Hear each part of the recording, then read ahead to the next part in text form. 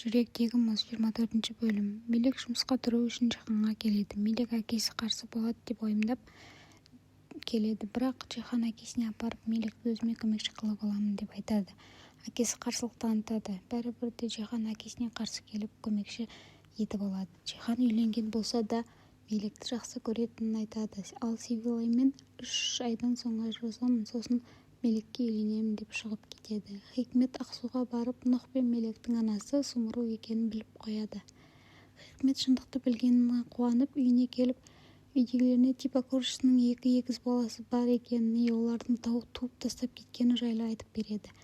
Хикмет ағасына сенің әйелің солай жасаса не істейсің деп сұрайды. Ағасы мен 1 минутта күтпеймін, сразу үйден қуып шығамын дейді. Сумру өзін неге мені салыстырып отырсың дейді. Ал апас ол жағдайдың барлығын біліп отыр. Хикмет Сумрудың сол шындығы арқылы бопсалап, сен маған үйдің жартысын атыма аударасың, болмаса Самет ағама барлық шындығыңды айтамын деп шығып кетеді. Сумру шындықты Саметке айтамын, ол мені түсінеді деп ойлайды. Бірақ апасы қарсылық танытып, үйдің жартысын аударып бере сал, ол шындықты білсе сені үйден қуып шығады деп көндіреді.